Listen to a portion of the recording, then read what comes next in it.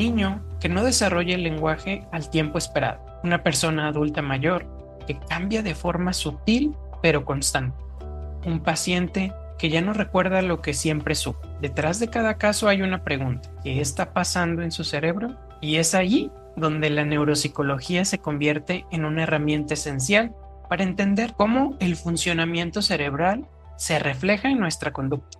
Para explorar estas respuestas, hoy me acompaña el maestro en neuropsicología, Alan Ernesto.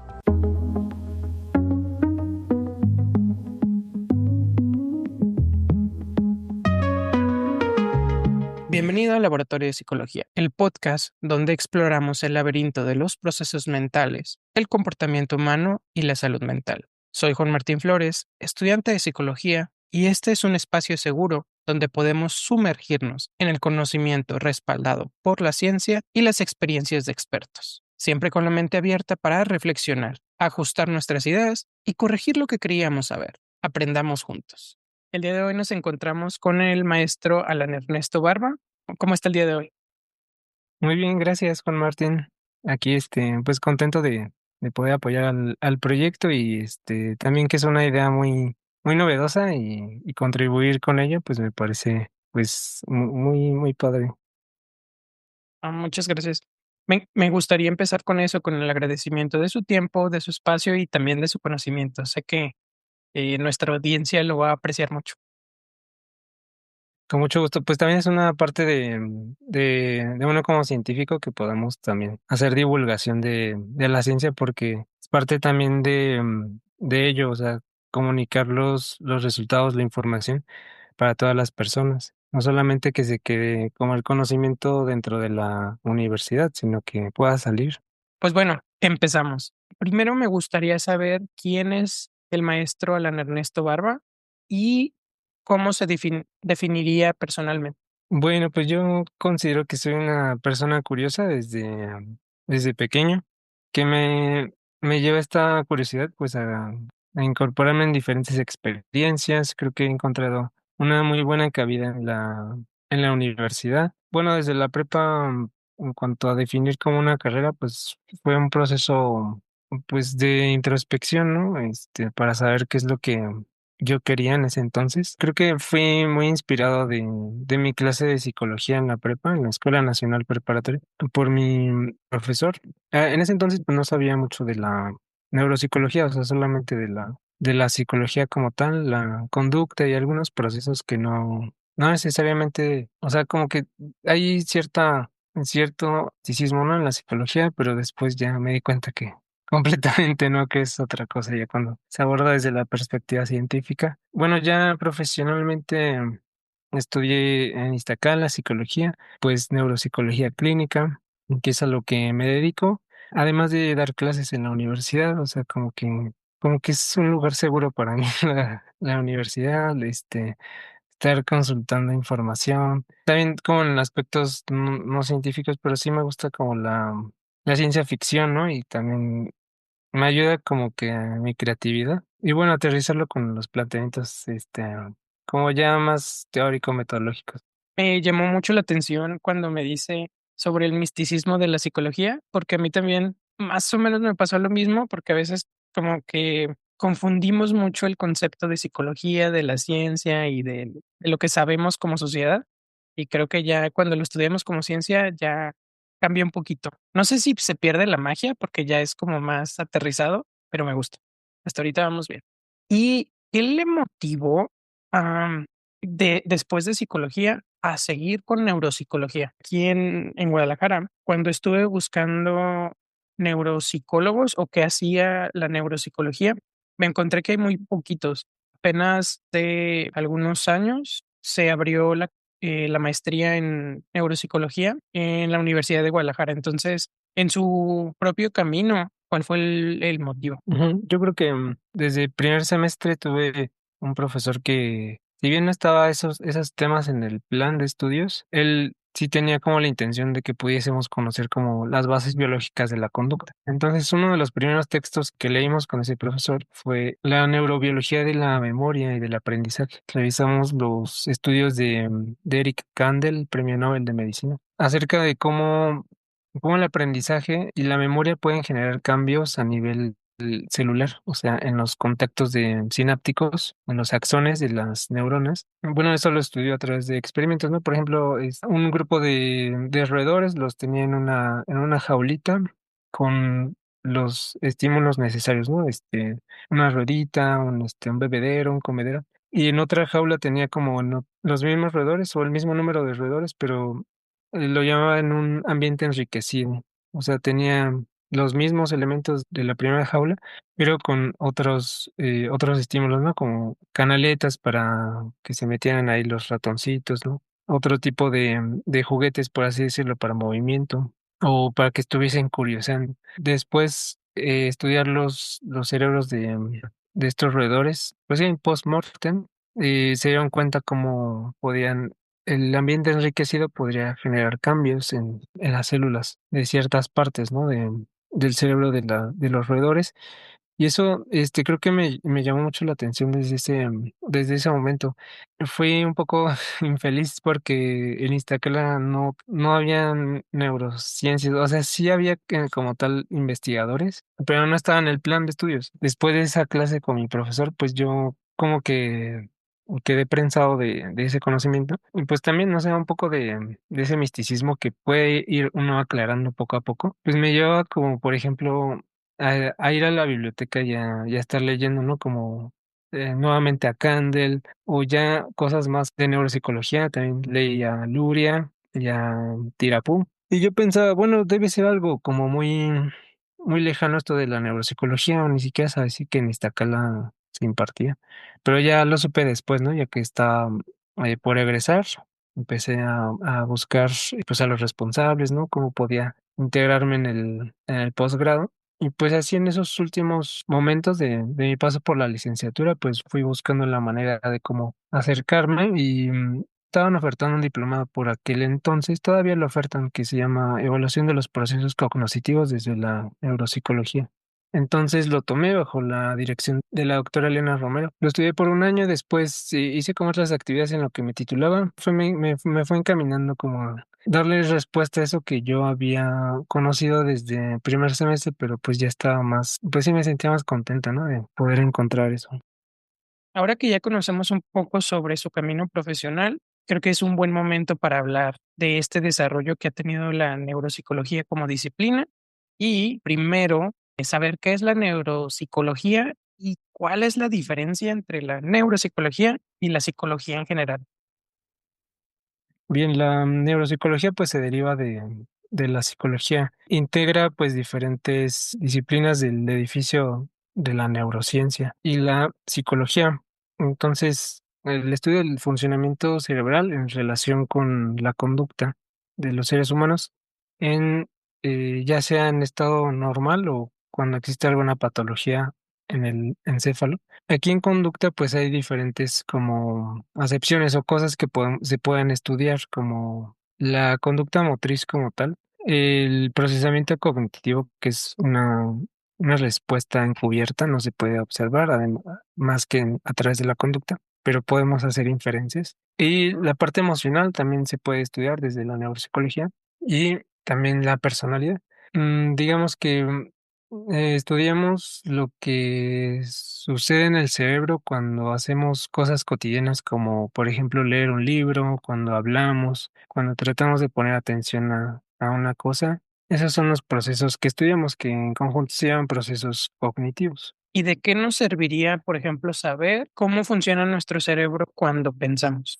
Bueno, el pensamiento es algo como muy abstracto, ¿no? Pero cuando lo desglosamos en cosas más específicas, ¿no? Que son las cosas que llamamos procesos cognitivos. Atención, memoria, percepción, lenguaje, praxias. Cuando lo desglosamos de esa manera es como más sencillo entonces poder hacer un abordaje de él. También es importante de cara a algunas manifestaciones clínicas que se pueden manifestar en diferentes partes del ciclo de vida de una persona, que nos permiten hacer tanto diagnóstico temprano de eso que puede llegar a suceder en relación con el pensamiento y el cerebro. En esas etapas, hacer tratamiento y el alcance de ciertos objetivos terapéuticos que se puedan derivar pues estas manifestaciones que pueden ocurrir en algunas personas. Cuando mencionaba las patologías, ¿se refiere a trastornos o a lesiones del cerebro o qué es con lo que nos puede ayudar la neuropsicología? Sí, estudiamos tanto trastornos como patologías. O sea, la diferencia entre trastorno y patología es que el trastorno no se sabe a ciencia cierta su origen.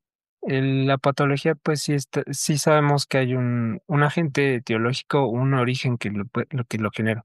Entonces, se puede estudiar ambos. Voy a dar ejemplos. En la infancia, tenemos un grupo de trastornos llamados trastornos del neurodesarrollo que se presentan en esta etapa de desarrollo de las personas, en niños principalmente, y que se caracterizan por un desfase en alguna hito del desarrollo, ya sea en cualquiera de estos procesos cognitivos que comentaba anteriormente, y que pueden generar diferentes consecuencias, ¿no? Por ejemplo, que en la escuela no estés rindiendo de la manera en que se esperaría, que socialmente genera conductas de manera inadecuada, que le generan problemas en la escuela, algunas dificultades para adquirir las habilidades académicas básicas como lectura, escritura, aritmética, que la inteligencia no se compara con el resto de compañeros en la escuela, dificultades, ¿no?, en el rendimiento académico. Eso por un lado, ¿no? Trastornos. Y las patologías, hay patologías bien específicas y conocidas que pueden afectar al sistema nervioso central y generar dificultades cognitivas. Por ejemplo, la patología de Alzheimer, pues se conoce a nivel neurobiológico cómo afecta al ambiente celular y puede generar la degeneración de las células. Bueno, se le llama neurodegeneración y no hay, digamos, hasta este momento una forma de poder revertirlo. Pero ahí sí conocemos cuál es el origen, ¿no? Y eso da pauta a una serie de síntomas que se pueden identificar claramente en en la clínica, ya sea de parte de neurología o en conjunto con neuropsicología. ¿Cómo surge y cuándo surge la neuropsicología? Porque, por ejemplo, pues está el estudio del comportamiento, pero ¿cuándo es cuando se hace este enlace? Existe como diferentes antecedentes importantes, no hay como una fecha como tal, pero sí hay algunos hitos importantes a lo largo de la historia. De hecho, desde la prehistoria, pues se tiene registro de antropología física, que se han encontrado algunos cuerpos con trepanaciones saludables, o sea, o trepanaciones que dan indicios de que sirvieron para alguna razón. Y ¿Qué es trepanación? la trepanación es como hacer un orificio en el cráneo con algunos instrumentos rudimentarios, ¿no? En aquel entonces, pues podrían utilizar algunas piedras, ¿no?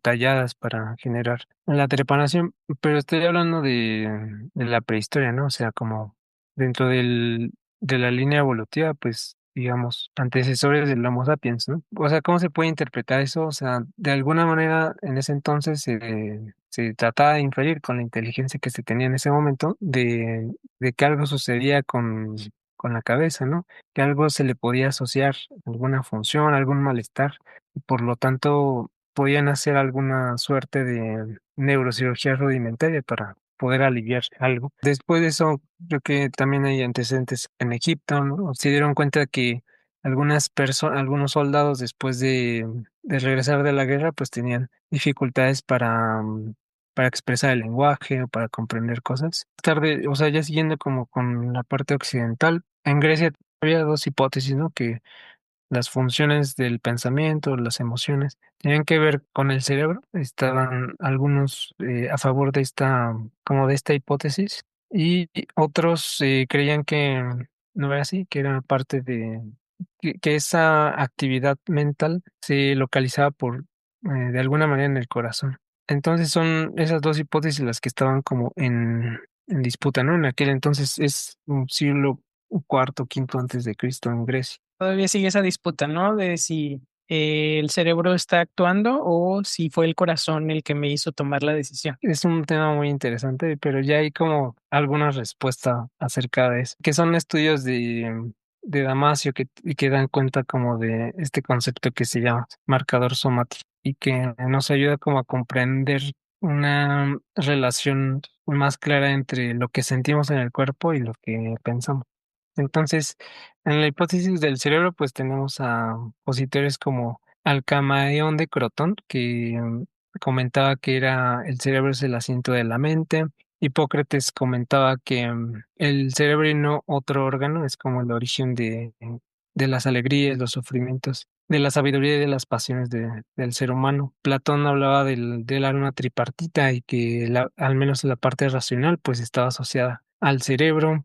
Galeno a través de observaciones con gladiadores también se daba cuenta que llegaban a tener algunas lesiones en el cráneo y que eso daba pauta como a la manifestación de ciertos síntomas de carácter cognitivo, ¿no? O sea, cosas así como el lenguaje. Bueno, en aquel entonces no era cognitivo, sino funciones, ¿no? Del pensamiento. Eso por la parte de hipótesis del cerebro, la hipótesis cardíaca, pues estaba defendida por autores como Aristóteles y Empédocles, que comentaban que el corazón era pues la fuerza vital de la mente y que el cerebro pues solamente hacía como una función de termostato o de radiador, ¿no? Para bajar como la temperatura de la sangre. Después en la Edad Media hay como una hipótesis acerca de los ventrículos cerebrales, o sea, esos sí existen, pero se les asociaban como algunas funciones intelectuales. Eso perduró en la Edad Media, incluso Da Vinci la retomó como una teoría válida. Después, más adelante, ya en el Renacimiento, Creo que, si mal no recuerdo, es que en los ventrículos se encontraba alojado el alma, ¿no?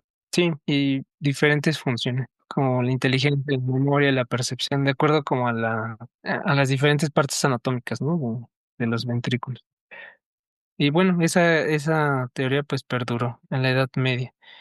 Ya en el Renacimiento, pues tenemos a personajes como René Descartes, que planteó pues un problema fundamental en la filosofía, que es el dualismo cartesiano, y lo que plantea es que existe en el ser humano dos sustancias, una que es la res extensa, lo que es material corpóreo, lo que tiene volumen dentro del espacio físico, y la res cogitans, que es la parte abstracta, no material del pensamiento. Él comentaba que no estaban relacionadas estas dos sustancias, o sea, podían interactuar a través de la glándula pineal, es lo que comentaba Descartes. Pero algo importante en Descartes, además de esta pregunta, fundamental en filosofía es como tiene un interés por tratar de conocer cuál es la interacción entre estas dos sustancias a través de leyes mecánicas, ¿no? Como que introduce, pues vamos a tratar de verlo desde un punto científico, ¿no? Esto de la mente y el cuerpo. Pero bueno, básicamente él decía, están separados, ¿no? Actúan de manera independiente, por lo tanto no tendría relación el cerebro con algún proceso del pensamiento. Bueno, ya más voy a hacer un gran salto en el Renacimiento. Después tenemos como a la disputa entre el localizacionismo y el antilocalizacionismo. Entonces, en expositores del localizacionismo, o sea, lo que trataban esta, los siguientes personajes era tratar de identificar si había alguna relación entre el cerebro y las funciones del pensamiento. Entonces, uno de ellos fue Franz Joseph Gall, que fue un médico alemán que planteaba que cada una de las facultades que él estudiaba eran 27 facultades como entre funciones del pensamiento y rasgos de personalidad. Tenían como una asociación o un órgano más bien dentro del cerebro.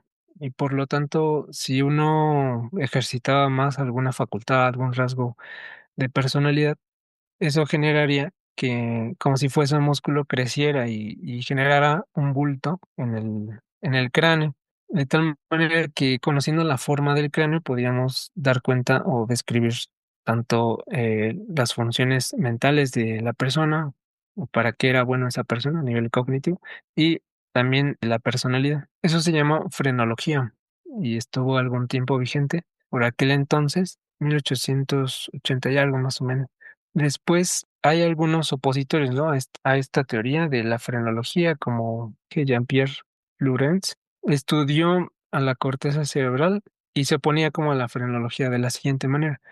Si entonces a cada parte del cerebro le corresponde un rasgo, una facultad psicológica, si yo empiezo a lesionar, pues de manera voluntaria algunos a algunos sitios donde se supone están localizadas, pues tendría que tener un efecto, ¿no? Sobre esa función. Bueno, él trabajó con animales pequeños, ¿no? Roedores, aves. Lesionaba y se daba cuenta que si bien tras la lesión había una afectación sobre el comportamiento de los animales, al cabo de un tiempo, de cierta manera, pasaban por una especie de compensación de manera natural. El cerebro se reorganizaba y podía el animalito entonces tener la misma función como si hubiese sido muy similar su conducta a antes de que se diera la lesión. Esto entonces daba como la idea de que el cerebro tiene una capacidad de equipotencialidad, o sea que diferentes partes del cerebro también se pueden encargar de otras ya lesionadas y son también algunos de los antecedentes de la neuroplasticidad, que ayuda también pues ese concepto a conocer qué es lo que sucede con algunos pacientes con lesiones cerebrales adquiridas, que después de un tiempo tras la lesión sí van a experimentar algunos síntomas cognitivos, pero pueden revertirse de manera espontánea, ¿no? O sea, gracias a la plasticidad del cerebro para poder generar esos cambios y adaptaciones. Y otra medida en que se hace, o sea, ya más técnico, pues es acompañar el proceso de rehabilitación con intervención neuropsicológica. Después está, por ejemplo, Broca con el paciente que se llama, le decían paciente Tan Tan, pero se llamaba Luis Víctor Lebrogne. Tenía pues una afectación para la expresión del lenguaje. O sea, comprendía muy bien, pero tras una lesión cerebral adquirida empezó a generar síntomas que se caracterizaban por un lenguaje que era gramáticamente aberrante, por así decirlo. O sea, no podía expresarse más que diciendo estas palabras tan, nada más. Y trataba como de expresarse como a través de la prosodia con estos fonemas, pero había perdido completamente pues la capacidad gramatical para articular de manera coherente un mensaje. Ahí cuando hablamos de lesiones cerebrales adquiridas, quiere decir que hay dos, ¿no? Las lesiones cerebrales con las que ya se nació y las adquiridas es las que fueron por algún tipo de accidente o algo así. Sí, las adquiridas tienen que ver con una causa, ¿no? O sea, que se adquiere por alguna situación. Puede ser el agente etiológico lo que lo causa, puede ser desde un traumatismo, puede ser una infección, enfermedad vascular cerebral, por ejemplo, un tumor, que generan en el cerebro pues una afectación, un daño, y por lo tanto puede generar síntomas neurológicos y síntomas cuando los genera a nivel cortical. Es cuando entramos los neuropsicólogos para poder caracterizar esa sintomatología a través de los métodos que conocemos y poder tanto describir lo que está sucediendo, diagnosticar, intervenir y si no conocemos nada de la patología, pues investigar también. Bueno, es que no son como tal enfermedades, pero hay como cierta codificación genética que puede, o sea, antes del nacimiento y genera que el cerebro se organice de cierta manera, ¿no? Por ejemplo, el TDAH, eso viene desde, digamos, desde que nacemos, no es algo que adquirimos. Y una de las hipótesis, pues, es la genética, ¿no? En la cual la información que ya viene en los genes de las personas, pues, generan como esa organización en el cerebro que después, a lo largo del desarrollo, va siendo notable como algunas dificultades, siguiendo con el TH, ¿no? De inatención o hiperactividad, y después es así que las podemos diagnosticar. Cuando suceden lesiones cerebrales adquiridas, por ejemplo, durante el alumbramiento perinatal, sí pueden generarse algunas lesiones, ¿no? Por ejemplo, vasculares o hipoxia, ¿no? Que puede generar alguna lesión importante en el encéfalo del recién nacido. En esos casos, por la plasticidad cerebral, hay ocasiones que se puede revertir, o sea, no tiene ningún problema. Por ejemplo, si se lesiona una parte relacionada con el lenguaje expresivo, entonces se lateraliza hacia el otro hemisferio, ¿no? De manera, pues sí, natural, o sea, el cerebro se adapta, o sea, entiende que hay una lesión que no se va a poder utilizar cierto grupo de neurona y trata de compensar con alguna, especializando otro grupo neuronal para poder, pues, afinar, ¿no? La función. Pero pues no hay problema, ahí el cerebro con su plasticidad pues entra al quite y tienen buen pronóstico, o sea, niños que llegan a tener lesiones tanto a nivel perinatal o durante los primeros 6 años, ¿no? Tiene un buen pronóstico, o sea, si se acompaña, ¿no? Si es un recién nacido, entonces habrá que hacer estimulación temprana y en un niño, pues también se hace intervención habilitación, ¿no? Para poder como dirigir de una manera más ordenada, pues esa parte plástica del cerebro. Entonces, todo esto dio origen a la neuropsicología de que, a ver, para poder entender la mente hay que entender el cuerpo y cómo se relacionan hasta unirles, o ya que pasó en los últimos años. Todavía un trecho que nos lleva a después cómo volvemos a tratar de relacionar el cerebro con la función, con la conducta, ¿no?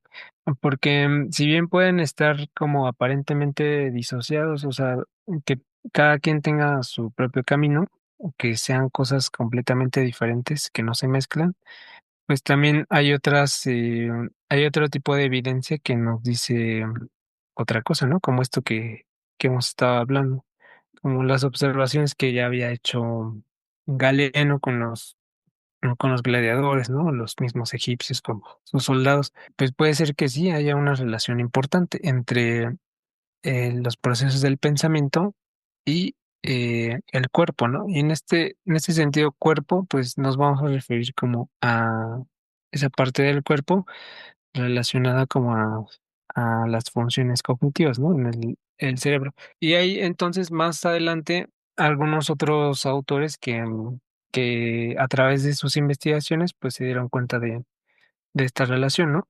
El siguiente, pues, es Wernicke, que también un caso similar al de Broca, se dio cuenta en un paciente que no comprendía y que lo que hablaba era como una ensalada de palabras, ¿no? O sea, si bien sí podía expresarse de manera adecuada, no tenía una coherencia gramatical correcta, entonces eso era llamativo. En aquel entonces, pues eso se podría confundir con alguna enfermedad, ¿no? Como esquizofrenia, que si llegan a tener este mismo síntoma, el lenguaje desorganizado, incoherente, que se denomina ensalada de palabras. Creo que a veces me pasa, ensalada de palabras. A veces puede llegar a pasar, pero si ya pasa de una manera muy crítica, entonces eso habla de otra cosa, ¿no? Entonces, cuando se fallece este paciente, examinan su cerebro y se dan cuenta que tiene una lesión importante en una región del cerebro que se llama lóbulo temporal, que después, a través de esos estudios, pues daría como la ubicación, por así decirlo, del lenguaje comprensivo, ¿no? O sea, una área, por así decirlo, ya lo había identificado Broca, la del lenguaje expresivo, después Wernicke, de manera contemporánea, pues esa región relacionada a la comprensión del lenguaje. Y esos fueron dos autores que contribuyeron a la parte del localizacionismo y además, o sea, localizacionismo es que una función mental se encuentra arraigada hacia una parte en el cerebro. Entonces, lo que se encontró en cuanto al lenguaje es que una parte específica del cerebro funciona para entender el lenguaje, o sea, para entenderlos a los Ujú. otros, y la otra es que lo que decimos tenga coherencia. Sí, exacto. Que sea coherente gramaticalmente y la comprensión, ¿no? Son procesos importantes. Lenguaje expresivo, lenguaje comprensivo. Bueno, iba a decir algo muy técnico, ¿no? Bueno, lo voy a decir, lo voy a explicar. Se dice que es eferente, o sea que eferente quiere decir que va como hacia afuera y aferente quiere decir que llega, ¿no? Hacia el sistema nervioso. Eso tiene que ver con la percepción, o sea, cosas que a través de los sentidos llega al cerebro, se procesa. Eso tiene que ver más con esta parte de lenguaje comprensivo, ¿no? El área de Wernicke. Sin embargo, ahí no queda todo porque después hay más estudios y posiciones críticas respecto a esto, ¿no? Por ejemplo, decía otro neurólogo, John Hughes Jackson, que comentaba, bueno, si bien podemos conocer como que estas lesiones afectan cierto componente del lenguaje expresivo, eso no quiere decir que sea como el área o donde se localiza el lenguaje, sino que él optaba más por una organización jerárquica del sistema nervioso central, ¿no? O sea, tiene diferentes etapas. Si lo ponemos como en un circuito, digamos, podemos ver que se afecta una bombilla, ¿no? En un circuito, pero eso no quiere decir que todo el circuito esté afectado, aunque todo el lenguaje esté afectado. Como decíamos, en el paciente de Broca podía comprender el lenguaje, pero no podía expresarse. Y en el paciente de Wernicke podía expresarse motrizmente a través de articulando, ¿no? Y aunque fuera gramaticalmente incorrecto, pero podía comprender. Pero para hablar de lengua existen ambos procesos, expresión y comprensión. Entonces esa fue la voz crítica de Hume Leaks Jackson. Algo muy parecido plantearía después Luria.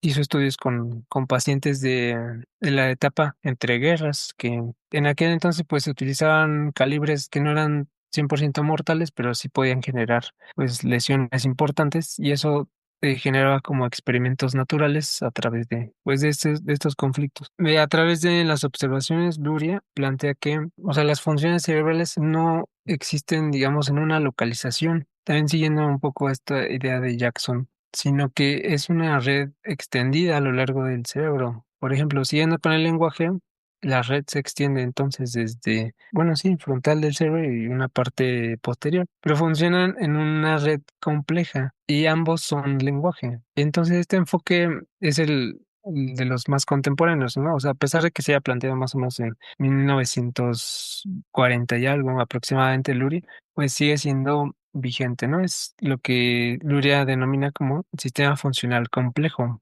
Los procesos del pensamiento, los cognitivos, se extienden a lo largo de redes complejas, a lo largo del cerebro en asociación. No siempre tienen que estar una pegada a la otra, sino que pueden generar asociaciones a pesar de que se encuentren en posiciones diferentes dentro de la corteza cerebral. Y bueno, después de eso, a través de, por ejemplo, planteamientos como las ciencias cognitivas y la neuropsicología cognitiva como tal, que trata de identificar cuáles son esos componentes que están presentes en diferentes procesos cognitivos, eso es importante, ¿no? Es como un método que nos permite rastrear cómo están diseñados los procesos cognitivos y cómo se organizan en el cerebro. Se estudian pacientes que han tenido alguna lesión cerebral específica y a través de los errores y un método que se llama doble disociación, podemos conocer más o menos la arquitectura de los procesos cognitivos. Eso por un lado, después también la tecnología de neuroimagen, por ejemplo, la resonancia magnética funcional que puede ayudarnos a correlacionar los procesos cognitivos con una parte específica del cerebro, ¿no? Cuando se mete a una persona a un escáner cerebral de resonancia magnética funcional y a través de una tarea que se le coloca en el resonador se puede conocer dónde está la actividad del cerebro en ese momento activa. Y eso como que también da la pauta para relacionar entonces una función del pensamiento con una parte del cerebro. Y esos son como diferentes hitos, ¿no? Que han marcado la historia de la neuropsicología para definir más o menos lo que hoy conocemos como neuropsicología. Ahora, adaptar como ese conocimiento aquí en nuestro país, pues es una gran tarea, ¿no? Porque se tiene que diseñar pruebas específicas para poder evaluar pues los procesos cognitivos, desarrollar líneas de investigación específicas, ¿no? Porque no es lo mismo aplicarle una prueba psicométrica a un niño de Estados Unidos, de Francia, de la Unión Soviética, a un niño mexicano. ¿Es el mismo test el que se aplica a los mexicanos y a otros países o varía esta aplicación? Porque antes, la verdad es que yo solo pensaba que había que traducirlo y había que tropicalizarlo, es decir, si había referencias a algunas cosas, pues había que hacerlas a lo que se pudiera entender para las personas que lo están haciendo, pero ¿eso pasa o hay que hacer un test diferente? Bueno, ese es un método, ¿no? Que se haga una traducción. Sí, como si fuera una copia, pero en un idioma, en este caso español.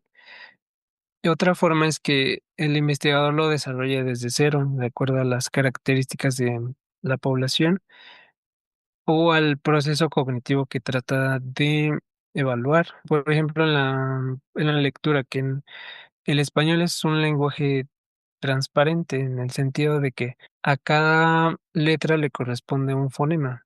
pero hay algunos otros lenguajes que no son transparentes. Por ejemplo, el inglés o el francés que tienen algunas características especiales. No Como el japonés, ¿no? Que solo son símbolos y no cómo se pronuncia o dónde se pone. sí, como lenguaje iconográfico, ¿no? Que solo nos muestra como una idea en su totalidad. Entonces, esos como pequeños detalles, pues son lo que puede llegar a motivar a no solo hacer una traducción simple, sino hacer un desarrollo adaptado a la población. Hay algo que en neuropsicología se llama baremos, o sea, como el establecimiento de puntuaciones que nos permiten a nosotros identificar el desempeño de una persona en una prueba cognitiva. Si comparamos el desempeño de una persona en México con una de España, por ejemplo, pues no tiene mucho que ver porque hay procesos que se desarrollan o que dependen de la cultura y se desarrollan de una manera diferente, por eso es que hay que adaptarlos. ¿Se le viene a la mente algún ejemplo en específico? Por ejemplo, no es lo mismo el vocabulario de un niño en México de la zona urbana en comparación con un niño de una zona rural. Una prueba estandarizada que sea hecha en población urbana, pues va a tener un desempeño más o menos aceptable, ¿no? Pero si lo hacemos con un niño que su contexto es otro, pues va a ser diferente, ¿no? Y ahora internacional, pues eso lo que decía, ¿no? De la lectura, cómo puede ser diferente en español que en otros idiomas. Bueno, yo recuerdo una prueba que es para estudiar la memoria en niños y esas puntuaciones de comparación son como son más bajitas aquí en México, o sea, la memoria es más reducida, ¿no? Que en otros, que en países como España, ¿no? Que es esa prueba es español. Ya entendimos la historia, de dónde viene, cómo se configura la neuropsicología. ¿Hay una definición específica para neuropsicología? Sí, es disciplina psicológica que se encarga del estudio de la función cerebral en relación con la conducta. Es como la más básica. ¿Qué recomendaciones le daría a los psicólogos y neuropsicólogos que se quieran dedicar a la neuropsicología? Sí, muy bien, pues el camino es hacer la licenciatura en psicología. Creo que en algunas universidades hay como, ya en los últimos semestres que te puedes como especializar, ¿no? En algo, pues ahí se podría elegir pues relacionado a biología del comportamiento, bases biológicas del comportamiento. Si hay neuropsicología como tal, pues elegir eso, ¿no? Es algo que va ayudándote pues a conocer tanto la teoría como los métodos que se utilizan, pues hay que ir al posgrado como tal en neuropsicología clínica, someterse a ese entrenamiento tanto en la parte teórica, o sea, manejar los modelos cognitivos, o sea, el modelo cognitivo nos ayuda a interpretar eso que después vamos a tratar de evaluar a través de pruebas psicológicas para poder llegar a esos objetivos, ¿no? Descripción, diagnóstico, intervención e investigación. A través de esa práctica es que uno como psicólogo pues se va entrenando en los métodos, va conociendo la relevancia de la teoría con la práctica, ¿no? Como que toma un sentido diferente. Eso es como lo que estudia, pero ¿qué es lo que hace específicamente un neuropsicólogo? Ah, ok, pues hacemos diferentes cosas, ¿no? Como decía, podemos hacer la descripción de los procesos del pensamiento de las personas, ¿no? A los que yo me refiero en esta charla frecuentemente como procesos cognitivos, los podemos describir, identificar fortalezas, debilidades. Cualquiera de estos, como decía, puede ser atención, memoria, lenguaje, percepción, praxis, funcionamiento ejecutivo, habilidades académicas, cognición social, ¿no? Por ejemplo. Todo eso se puede describir en una persona, ya sea para diferentes propósitos, ¿no? Que puede ser diagnóstico, después de esa descripción también podemos generar una intervención, porque si identificamos dónde está la debilidad del perfil cognitivo, entonces podemos saber qué tratamiento se le puede dar al usuario. También ayuda a la investigación, o sea, a abonar en el conocimiento científico, en los métodos para llegar a cierto conocimiento, en ciencia aplicada, ¿no? También puede apoyarnos. ¿Tiene algunos ejemplos específicos que atiende un neuropsicólogo? Sí, podemos atender a la población en diferentes partes de su desarrollo. Como decía, en niños podemos identificar o y diagnosticar trastornos del neurodesarrollo, o sea, niños que llegan a tener dificultades con algunos hitos de su desarrollo, conductas que son esperadas para su edad, que no se han desarrollado o que si se han desarrollado lo han hecho de una manera muy diferente a lo esperado para su edad. ¿Cómo cuáles? Bueno, lo más frecuente es TDAH, un trastorno del espectro autista, trastorno específico del aprendizaje, discapacidad intelectual. También en esta población se puede ayudar en genética médica a identificar por el perfil cognitivo el padecimiento genético del paciente, ya que suele ser, digamos, una vía práctica porque las pruebas genéticas que a veces indican los médicos pueden llegar a ser costosas y entre los médicos, digamos, conocedores de la neuropsicología como herramienta diagnóstica, les puede ayudar, ¿no? Como a hacer ese diagnóstico diferencial, porque hay padecimientos genéticos que tienen un perfil cognitivo en específico. ¿Cómo cuáles? El síndrome de Down, ¿no?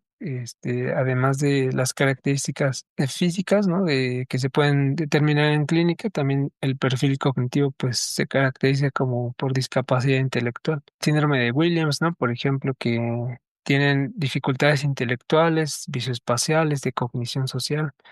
Cada perfil tiene sus características y eso es lo que podemos llegar a identificar también. Y también muy diverso, ¿no? O sea, tiene como un espectro o un paraguas de muchas cosas que puede evaluar o diagnosticar el neuropsicólogo.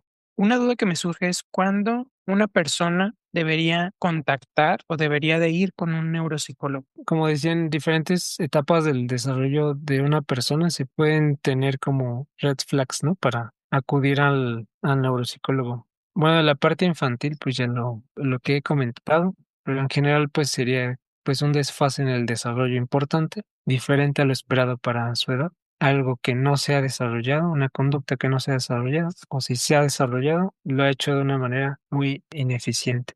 En la etapa adulta, podemos apoyar para el diagnóstico diferencial de algún trastorno del neurodesarrollo que no haya sido diagnosticado, que últimamente me he encontrado diferentes casos de ese estilo, por ejemplo, diagnósticos del espectro autista o de TDAH que no fueron diagnosticados en la infancia. Porque, bueno, puede ser diferentes cosas, ¿no? Desconocimiento de los padres o que los síntomas dentro de la gama de síntomas eran muy leves, por así decirlo, y a veces imperceptibles, como a los profesores, a los padres. Pero en la edad adulta es como un factor de riesgo para desarrollar otro trastorno mental, por ejemplo, un trastorno emocional. Entonces podemos hacer la diferenciación o el diagnóstico de ambas entidades. Se puede identificar si hay alguna afectación adquirida al cerebro, un daño cerebral adquirido, por ejemplo, prácticas que puede llegar a hacer el adulto, ya sea en su trabajo, ¿no? Que puede tener algún accidente o un accidente automovilístico que involucre un impacto al cráneo. Hay infecciones, ¿no? También que pueden llegar a darse en la adultez. También, pues lo podemos evaluar y podemos indicar un tratamiento neuropsicológico. Sobre todo, bueno, en la adultez que un signo clave pues es que del desempeño cognitivo normal al que estaba acostumbrado el paciente y su familia, que algo haya cambiado, ¿no? En el lenguaje, en la atención, que algo sea diferente en el comportamiento, eso puede ser como un signo importante. Y en las personas adultas mayores, a partir de los 65 años, pues es una edad importante entonces para prestar atención a los procesos del pensamiento. Cosas así que podrían ser muy diferentes al curso normal de su comportamiento, de sus funciones mentales, es un signo de alarma, ¿no? Algo muy drástico podría ser como que, o sea, es normal que ya de adulto mayor entonces olvidemos como dónde dejamos las llaves, ¿no? Pero por ejemplo algo ya, Hasta a mí me sí, pasa exacto. desde niño. De adultos pues pasa, de niños también.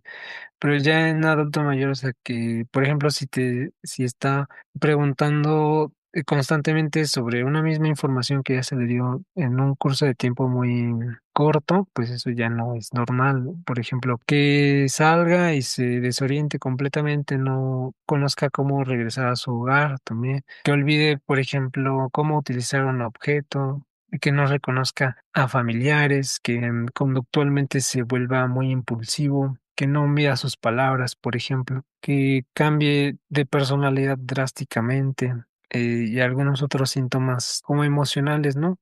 Llantos, sollozos, alguna aparición de delirios, por ejemplo, que eso puede marcar como la pauta. Bueno, no siempre llega directamente el paciente al neuropsicólogo clínico, puede ser que pase previamente por otra etapa, ya sea un mismo psicólogo, un médico familiar, un neurólogo, un psiquiatra, neurocirujano, que nos lo refiera para poder entonces abordar el motivo de consulta que tenga.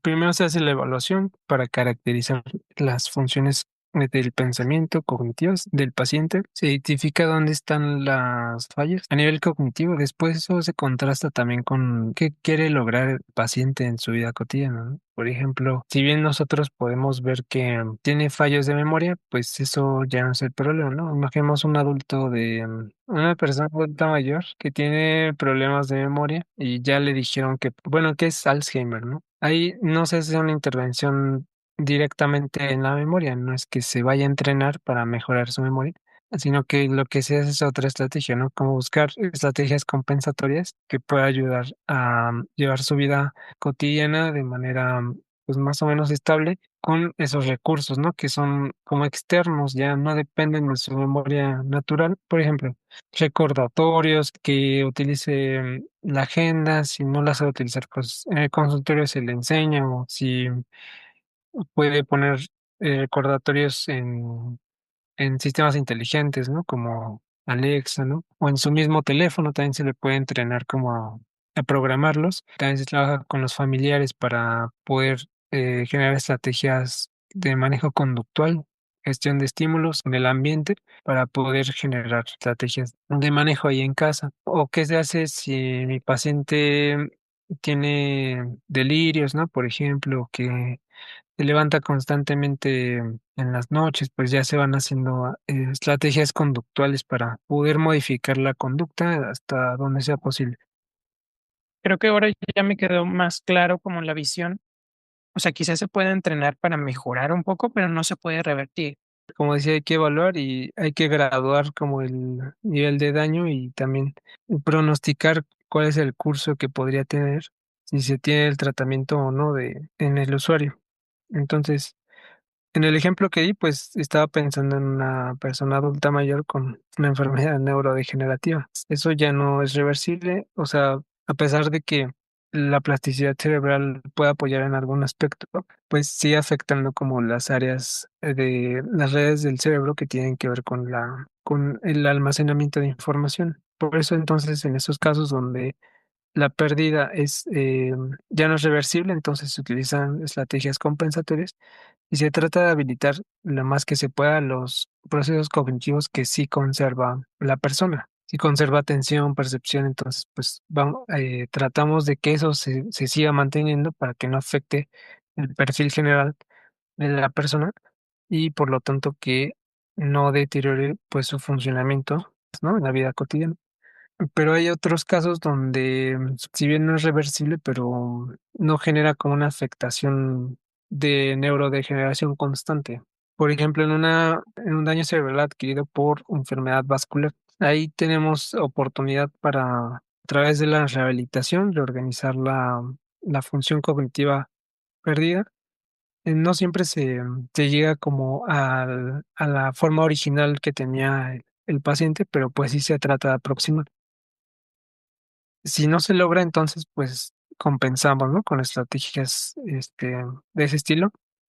Em, pero sí que se puede en algunos casos pues tratar de habilitar nuevamente el proceso cognitivo.